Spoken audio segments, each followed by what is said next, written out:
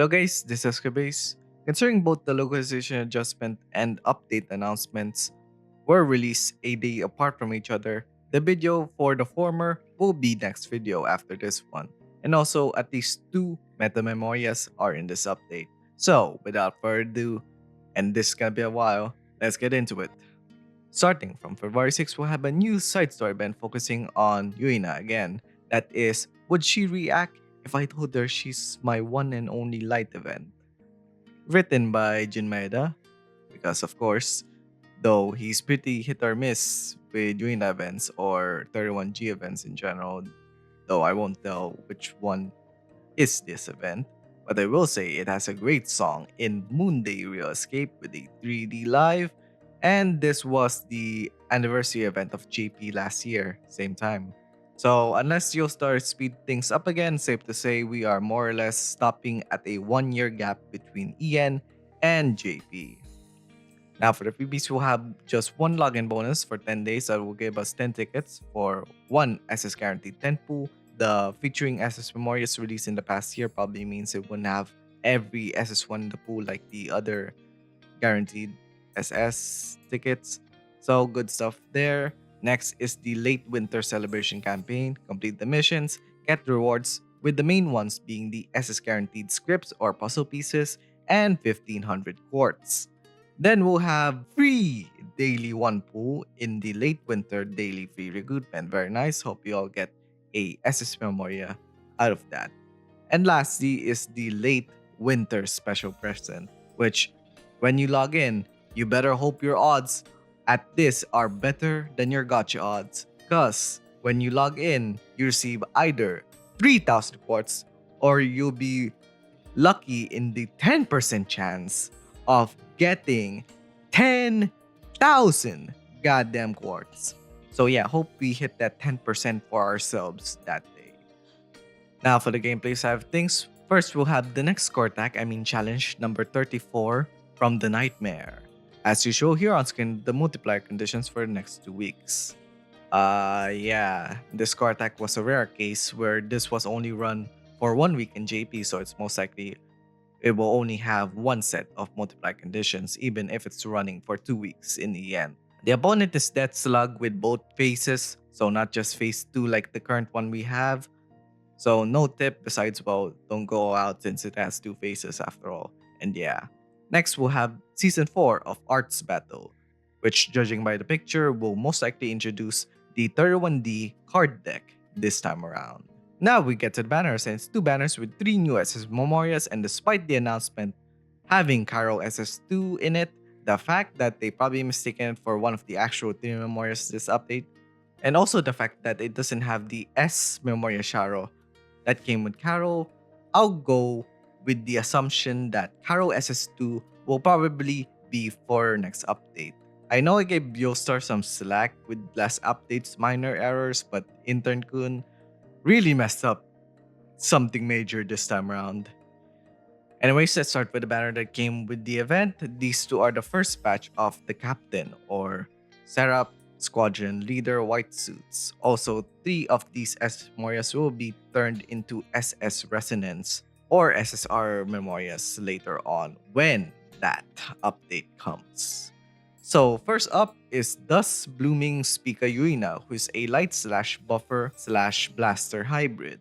Her 16 SP EX skill, which halves to 8 SP if you have 4 or more tokens to herself, gives a 8-hit AoE light slash with massive DR, plus a party-wide 5-turn 130% light crit damage up and 100% light crit rate up.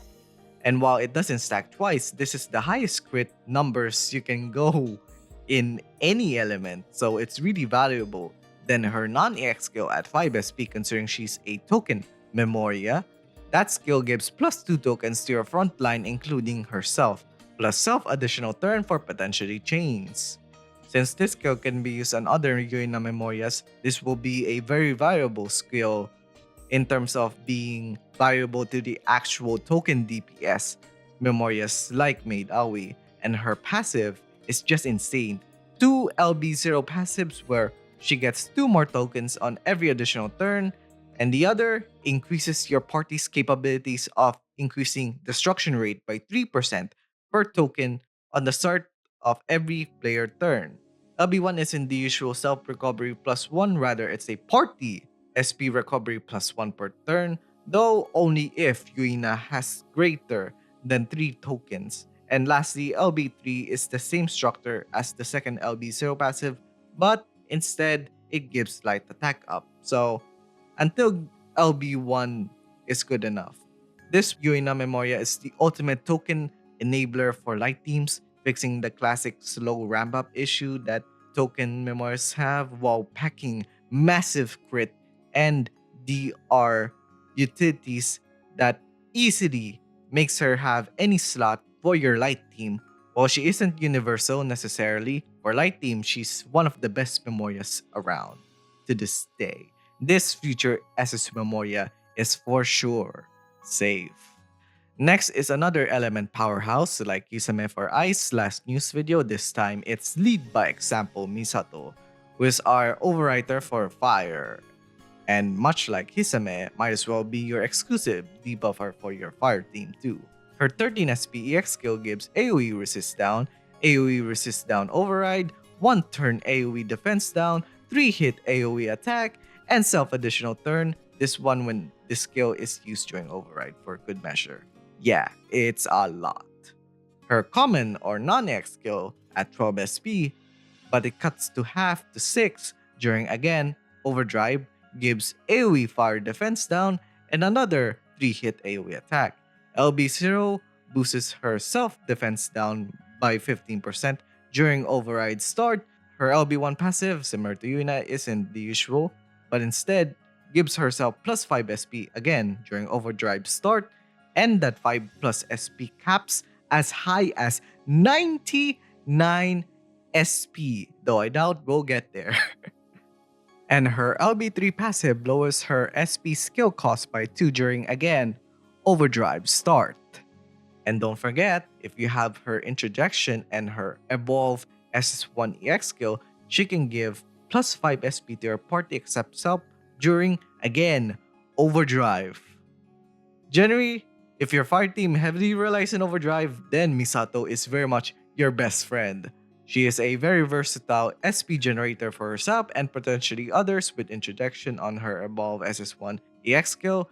She makes your fire teams universal, could be your resident debuffer for your fire team too. And honestly, with how popular fire team is among players, I'll say that this future SS Memoria is absolutely safe. Now we get to the second banner that contains arguably the most valuable debuffer, especially post-damage calculation update.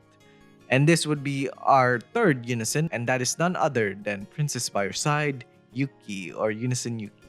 Her 15 SPX skill, which same as Ruka can be switched between fire or dark, applies 2 turns, single target status down, or by the icon we call it hacking debuff. This debuff decreases all stats of the effective enemy by 100, and that's very valuable in the current JP landscape. Plus 2 turn fragile, plus 6 hit single target attack with a massive, Jesus fucking Christ, 100% DP modifier when she was turned into an SSR.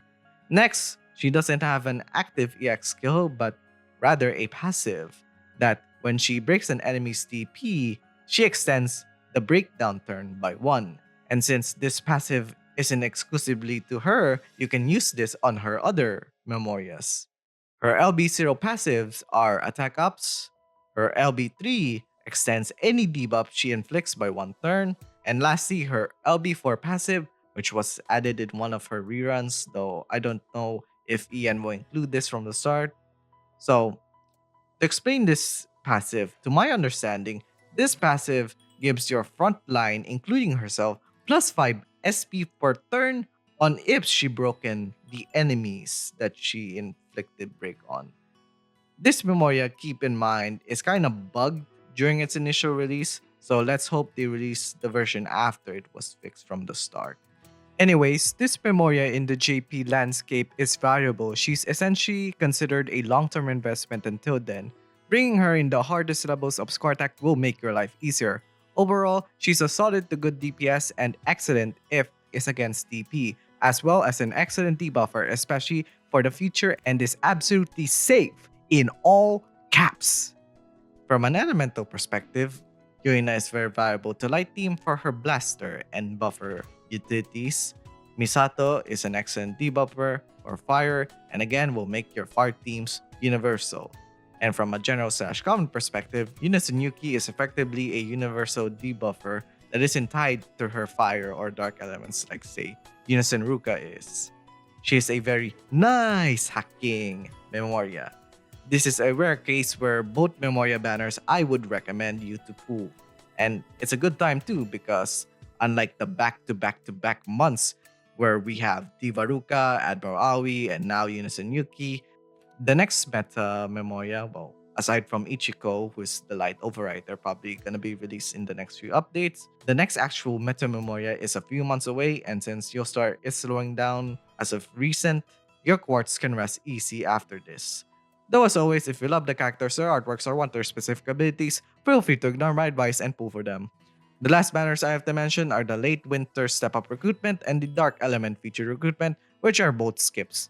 And yeah, that's a lot of explaining. That's the end of the video, I guess. Please subscribe, hit the notification bell so you won't miss any of my videos. Share with a friend and watch these videos here. So yeah, see you guys next time. Bye!